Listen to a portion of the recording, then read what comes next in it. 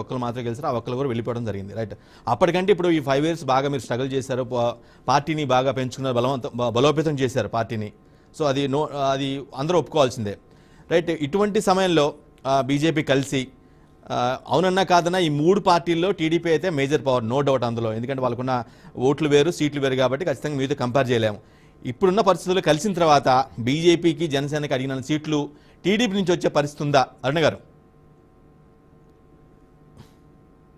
ఇప్పుడు ఒక వీల్ చక్రం మీద ఎక్కి ఒకే ఇరుసు మీద డిపెండ్ అయ్యి తిరుగుతూ ఉన్నప్పుడు ముగ్గురు సమంగా మేము కూర్చుంటేనే ముగ్గురు తిరుగుతాము అనుకొని ఒకరికొకరు పరస్పరంగా సహకరించుకొని తిరిగితేనే ఆ చక్రం అనేది ఎవరిని కింద పడేయకుండా అనుకున్న రీతిలో కరెక్ట్ గా తిరిగిద్దండి. నేను ఎక్కువ టైం కేటాయించాను ఇక్కడ, లేదంటే నేను ఎక్కువ స్పేస్ ఆక్రమించాను ఇక్కడ కాబట్టి నాకు ఎక్కువ కావాలి, మీరు నాకు సహకరించకపోతే నేను దూకేస్తాను అంటే దూకిన వాళ్ళు పడతారు, మిగతా ఇద్దరు కూడా పడతారు. డెఫినెట్ గా ఈ పొత్తు అనేది ముగ్గురు నాయకులు అలాగే 3 పార్టీల క్యాడర్ యొక్క ఆమోదంతో ప్రజలు ఈ ముగ్గురు తీసుకున్న నిర్ణయాన్ని ప్రజలు ఏ విధంగా అయితే ఆమోదిస్తారో దాన్ని కూడా దృష్టిలో పెట్టుకొని పొత్తు అనేది రేపు ఎలక్షన్ కి వెళితేనే సక్సెస్ అనేది అనుకోని రీతిలో అనూహ్యంగా సాధించడం సాధ్యం. లేని పక్షంలో ఈ విభేదాలు అలాగే ప్రజలు ఆమోదించలేనటువంటి నిర్ణయాలతో గనక పొత్తులో రేపు ఎలక్షన్ కనుక వెళ్తే డెఫినెట్ గా మళ్ళీ ఇంకొక డిఫీట్ తప్పదు. ఈ విషయం మాత్రం 100% ప్రతి ఒక్కరు నోటీస్ చేసుకోవాల్సిన విషయం. ముగ్గురు కలిస్తే ఖచ్చితంగా ప్రజలు ఆమోదించే పరిస్థితి అయితే ఉందంటారా? ఎందుకంటే బీజేపీని కూడా ఏపీ ప్రజలు కొంచెం దూరం పెడుతున్నారనేది, ఎందుకంటే విభజన విషయంలో ఏపీకి అన్యాయం చేసిన పాత్రలో బీజేపీ కూడా ఉందని చాలా మంది అంటుంటారు.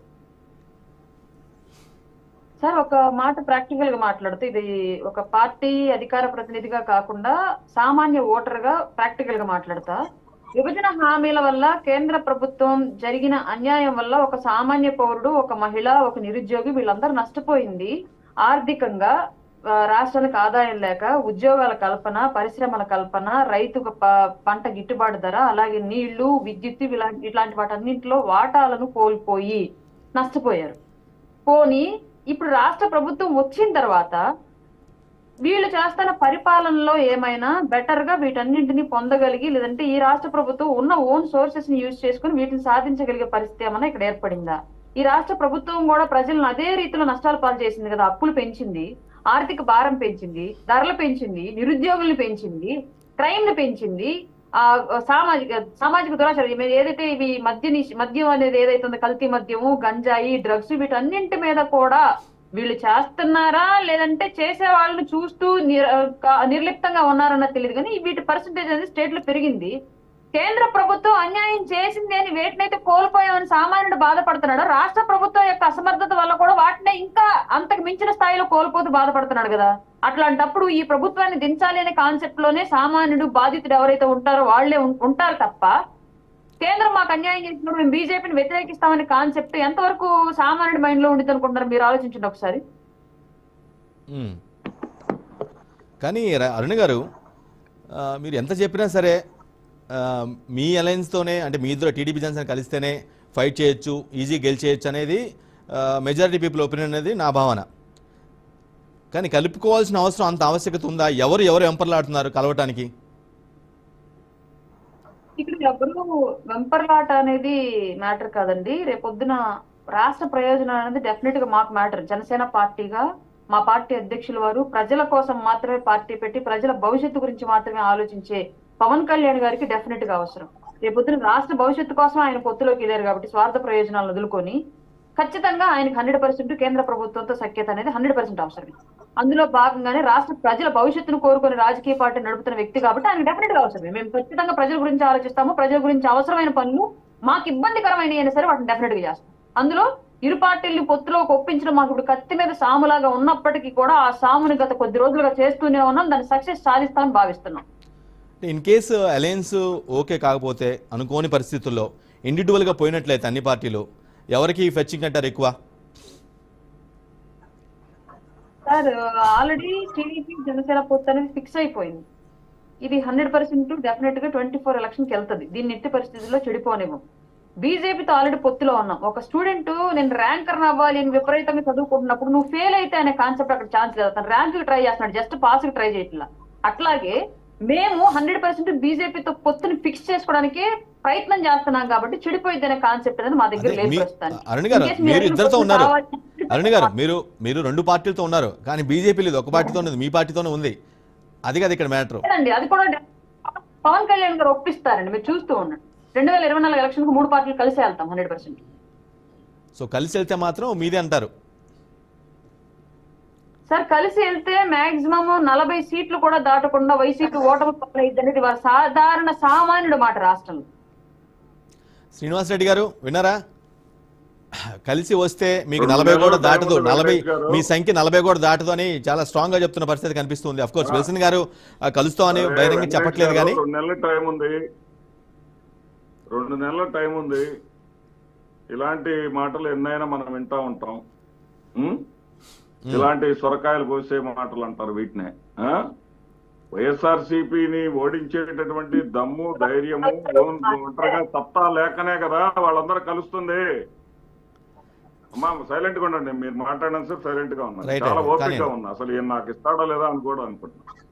ఇప్పుడు విల్సన్ గారు ఏమన్నారంటే అభివృద్ధి గురించి ఆయన కామెంట్ చేస్తుంటే నాకు ఆశ్చర్యం వేస్తుంది.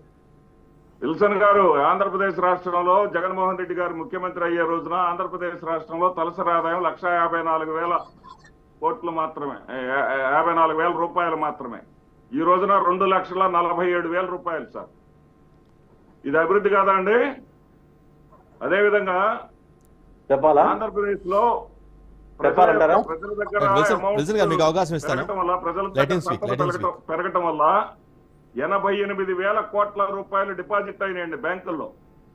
ఆర్బీఐ లెక్క, నా లెక్క కాదు ఇది. 88,000 కోట్ల రూపాయలు డిపాజిట్ అయినాయి ఈ 5 ఏళ్లలో.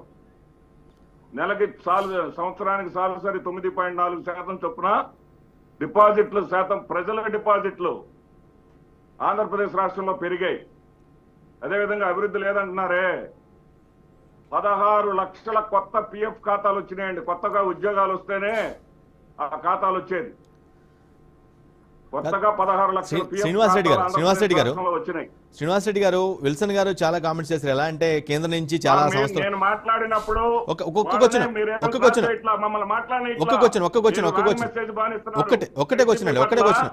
అండి. మీరు చెప్పిన దానికే అడుగుతున్నాను. మీరు ఏం చేస్తున్నారు? వాళ్ళని చక్కగా మాట్లాడిన లేదండి. విల్సన్ గారు ఏమన్నారంటే కేంద్రం నుంచి చాలా సంస్థలు తీసుకొచ్చాం, ఏపీకి సహకరించామని విల్సన్ గారు చాలా స్ట్రాంగ్ పాయింట్ మేడ్ చేశారు. దాని గురించి అడుగుతున్నాను, అది నిజం కాదా? విల్సన్ గారు చెప్పిన మాట నిజం కాదా? కేంద్రం సహకరించలేదా? ఎన్నో సంవత్సరాలు రాలేదా మీకు?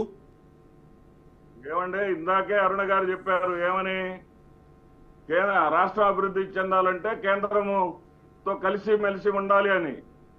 ఎవడబ్బ సొత్తు అండి, ఎవడి కోసం ఇస్తారండి? మన సంపదను మన కోసం ఇవ్వరా? ఏం చేశారు? దాని పేరు ఏది, వైజాగ్ లో బీజేపీ ఆపిందా?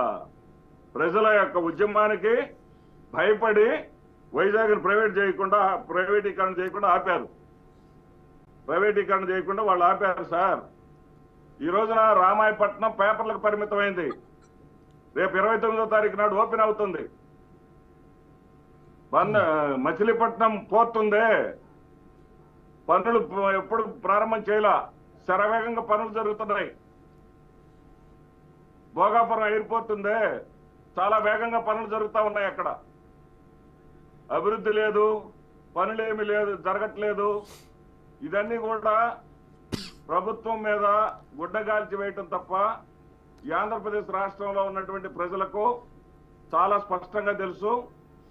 ఈ ఆంధ్రప్రదేశ్ రాష్ట్రంలో ఏ గ్రామంలోకి వెళ్ళినా, ఇందాకేదో అమరావతిని కాదన్న తర్వాత అడ్రస్ లేకుండా పోయింది అని ఏదో చెప్తా ఉన్నారు ఆయన.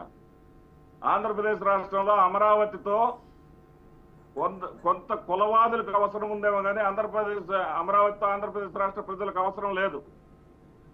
ఆంధ్రప్రదేశ్ రాష్ట్రంలో సచివాలయం అనేది, సచివాలయంతో పేదవాడికి అవసరం. ఆ సచివాలయాలు 15,004 ఉన్నాయి ఆంధ్రప్రదేశ్ రాష్ట్రంలో. 15,004 సచివాలయాలుండి డెత్ సర్టిఫికేట్ కోసమో, లేకపోతే ఇంకో సర్టిఫికేట్ కోసమో, డేట్ ఆఫ్ బర్త్ సర్టిఫికేట్ కోసమో పొరుగురు వెళ్లే పని లేకుండా, ఆఖరికి జీవో నెంబర్ 36 తీసుకొచ్చి రిజిస్ట్రేషన్స్ కూడా పక్క ఊరు వెళ్లే పని లేకుండా ఉన్న ఊళ్ళో రిజిస్ట్రేషన్ జరుగుతూ ఉన్నాయి. నిజమైన అభివృద్ధి ఎక్కడైనా ఉందంటే ఆంధ్రప్రదేశ్ రాష్ట్రంలో ఉంది.